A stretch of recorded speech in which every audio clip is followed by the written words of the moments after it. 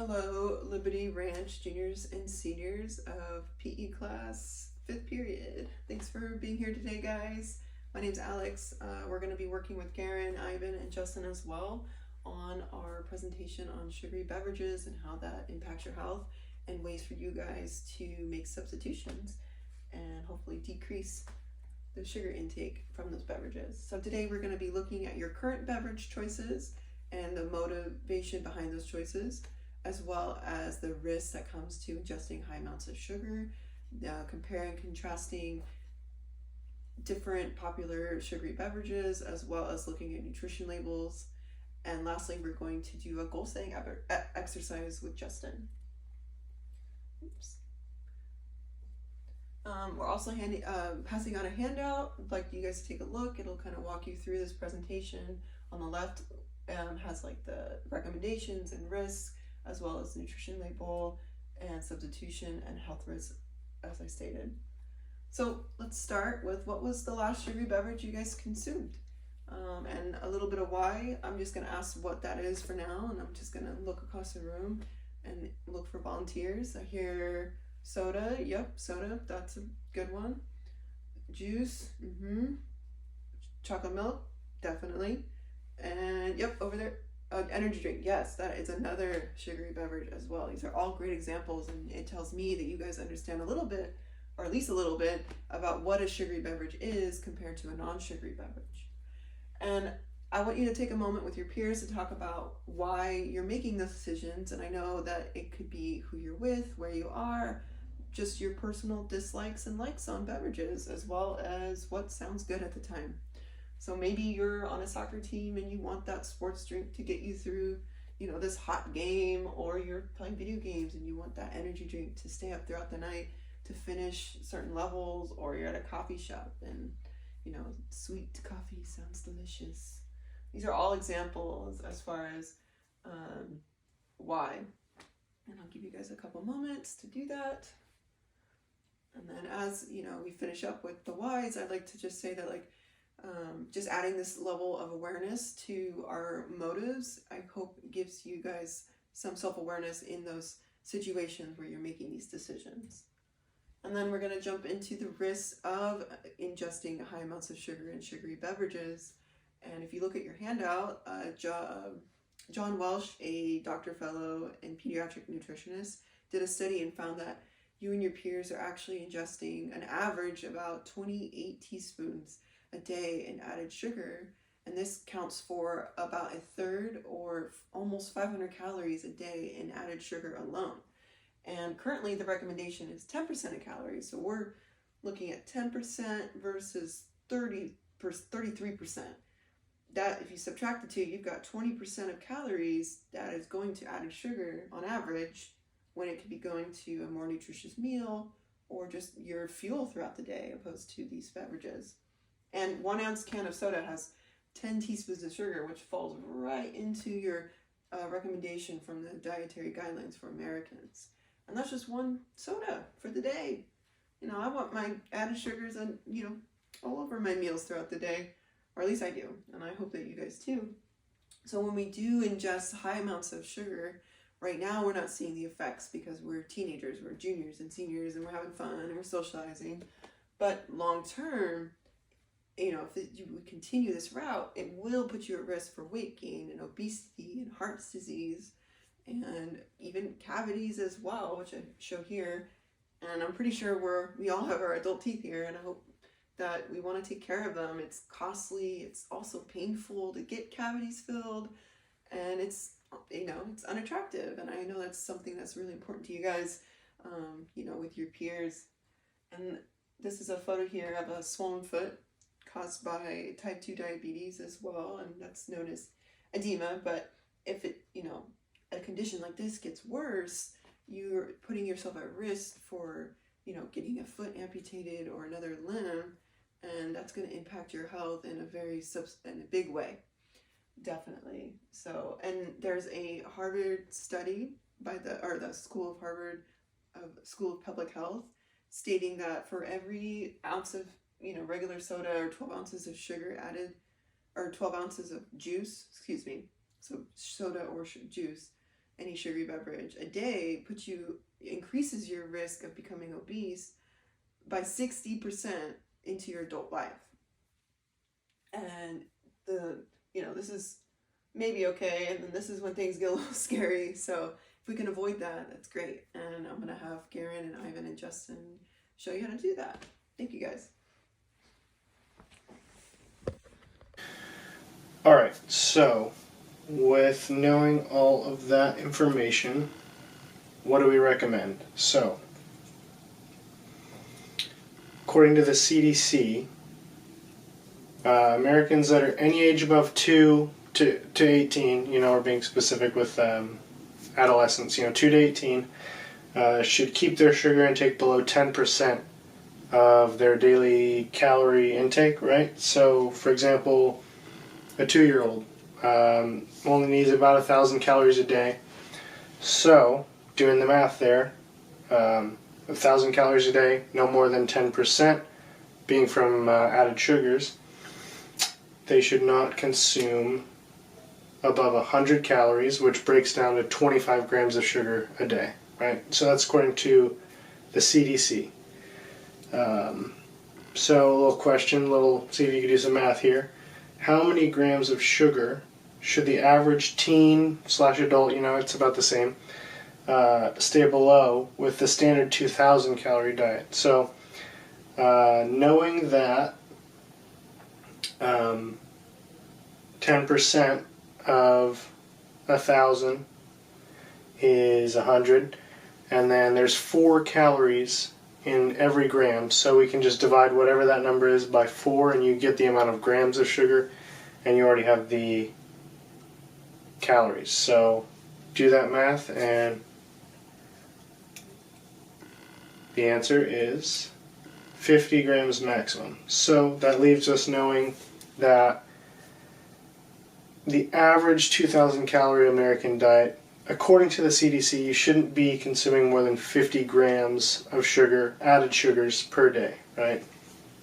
So the question is now, should you even consume 50 grams a day, right? So that's kind of like a max point. You shouldn't go above this, but that's CDC, a government organization, but another organization here, the American Heart Association, questions that if you should even consume that much, right? So, while the CDC says you should keep it below 10% of your daily calorie consumption, the American Heart Association says you should be consuming even less, right? So, they claim men shouldn't consume more than 36 grams of sugar every day, and women shouldn't be consuming more than 25 grams a day, which puts it at the same levels as a 2-year-old for the CDC's recommendation, right? So, a lot lower for the American Heart Association.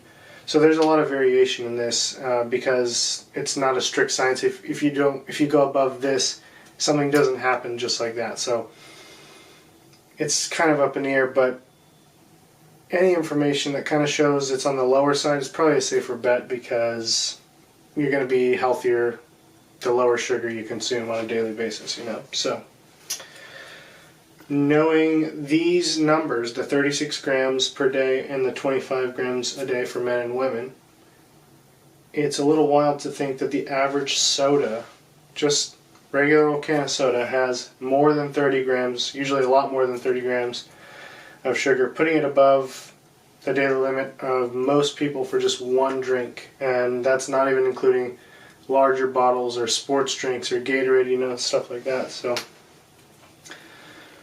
question, what do you think the biggest source of added sugar is in the American diet, right? There's a lot of different sources, candies, cakes, cookies, tons of different things, but the biggest source by a long shot in the American diet is sugar-sweetened beverages. So essentially, what can you do about that?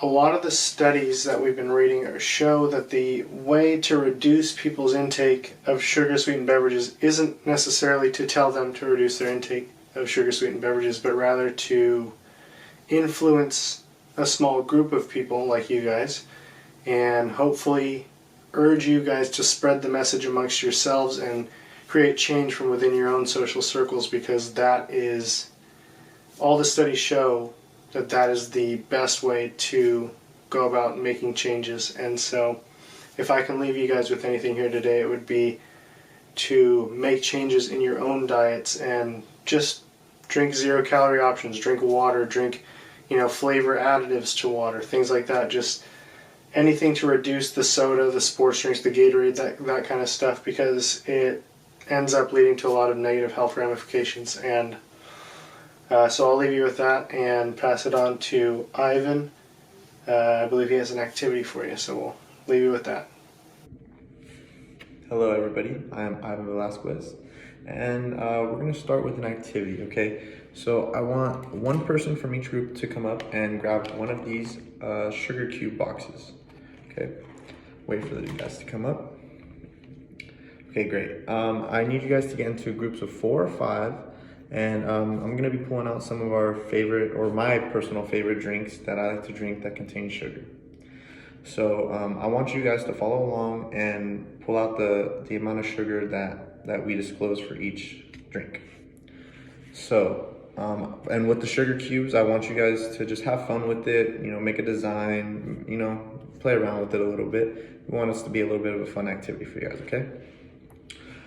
So if you guys can guess how much sugar is in this can of soda. And I'll call on a few of you. Great.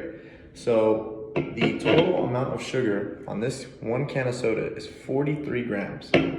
So equivalent to these cubes, which are 4 grams of sugar each, we're gonna do a total of 11 cubes of sugar, okay? So I'm gonna 1, 2, 3, 4, 5, 6, 7, 8, 9, 10, 11.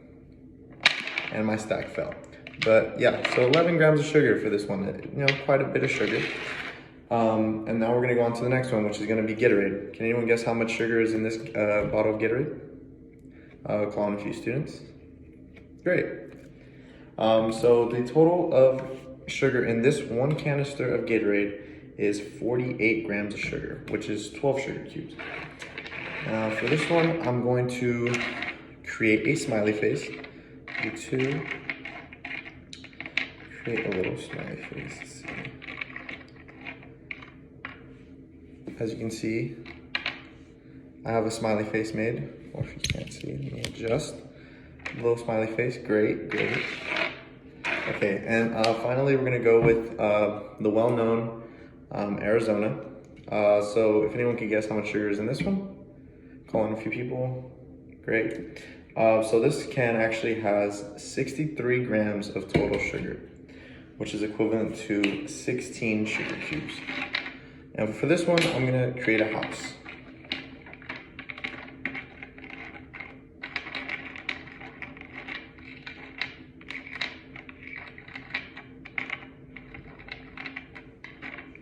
Great.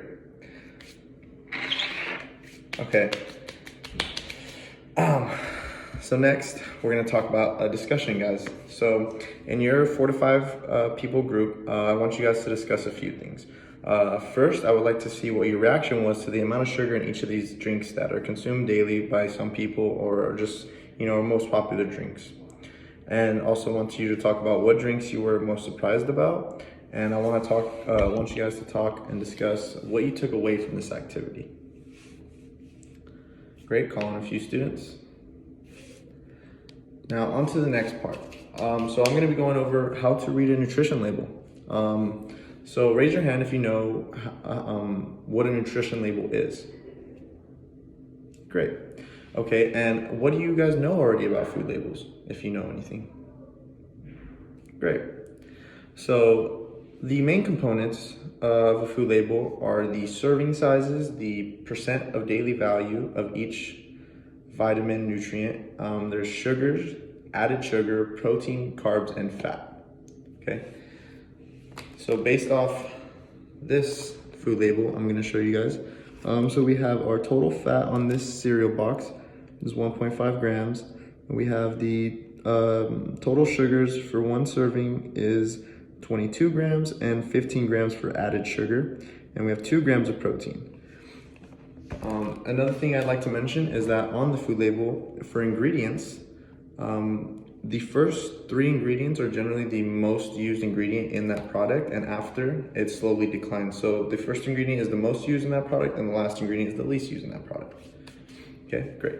So one thing I like to know is most people do not consume only 1 serving, or they don't know 1 serving. So how many of you actually eat or drink only 1 serving? I'll call on a few of you. Great. So for these examples that we used in the beginning, so this is 1 serving of soda, correct? Having 43 grams of sugar. Now this, most people would drink a whole thing and think it's only 1 serving, but this in fact is 2.5 servings. So realistically, you should only be drinking roughly this much of the Gatorade for 1 serving. And for this bad boy, this container actually has 3 servings per container. So now we're gonna go on to the next activity. Now that I showed you how to read a food label, I'm gonna ask you a few questions about the food label on the handout. Okay, so how much total sugar is in one serving of the food label on the handout? Calling a few. Right, 12 grams of sugar. Now how much total sugar is in the whole container? Now we have to think about serving sizes, or the quantity of each serving size. Or sorry, how many serving size in each container? I'll call in a few. Great, so there's 8 servings, and at 12 grams, that equals 96 grams. Great job, guys. And finally, I want to talk about, have you ever, I actually have a question, sorry. Have you ever tried any drinks that claim to be 0 calories or low calorie, but they taste like they're completely full of sugar? Now, can you discuss in your groups why this may be the case? Call in a few people, great. So the most likely reason for this was that it's an artificial or a 0 calorie sugar sweetener. And some examples of these artificial sugars are sucralose, aspartame, saccharin, and stevia. And these are what can be added in coffees, and you see them at restaurants. They might provide it when they sell coffee to add into your coffee, or some of your energy drinks that taste sugary but are 0 calorie. They might put that in there. And so yeah, I want you to guess how much the sweetness levels vary. So compared to sugar, how much sweeter do you think most of these artificial sweeteners are? I'll call on a few people. Great. So depending on the sweetener, it can be from 100 times all the way up to 600 times sweeter than regular sugar. And so going on and moving on to general benefits of artificial sweetener over sugar is that there's no, it reduces your likelihood of getting cavities since it does not get digested in the mouth. And that's what creates the acid in your teeth, and that's what can break down your enamel. And there's decreased calorie consumption since it's 0 calories. And it almost acts like a fiber, and it doesn't really get digested in the body or used as energy. And it may help for someone that is overweight or has diabetes, and it is beneficial for oral health in general. And yeah, so hopefully you can apply some of this knowledge to someone in your house or someone that you know. And yeah, so on to the next presenter. All right, class. My name is Justin, and in this next part of the class, we're going to be talking about substitution ideas for drinks based on what we previously just learned. And I want you guys to go in groups of 2 to 3 people per group and talk about some of these things that you see right here. What might be healthier alternatives? What can I make at home? That might be less sugar. And could I easily access these things that I want in a grocery store? And of course, these are not limited to just those 3 questions. It's really anything with your group to talk about substitution ideas for healthier drinks. And be ready to discuss with the class in about 5 minutes. All right, class. With today's final part of today's meeting, we're going to be, having some reflection and some goal making. And it's time for us to make a SMART goal, otherwise known as a SMART goal. Give yourself about 5 minutes to come up with your own goal that is pretty much all related to what we've learned so far throughout the whole day. And you might be asking yourself, what is a SMART goal? And it stands for these: specific, measurable, achievable, realistic, and timely. And when we talk about specifics, what, where, or with who? Measurable, how much of this do you want to have, or how many? Achievable and realistic, it's, are these goals that you have in mind, are they achievable? And is it something that is realistic enough to where, you can sustain these kind of goals? And how long would you want to keep these goals? Now, in this next slide, I have an example. And it's going to be for a person who they wanted to decrease anemia, right? This person said, starting next week, for the next 1 to 2 weeks, I'll be making changes to my diet by including 6 to 10 ounces of any meat, which is beef, pork, or chicken, as well as try to consume around a cup of vegetables for lunch or dinner, or even both. And be ready to discuss if you want your goals at the end of class. And yep.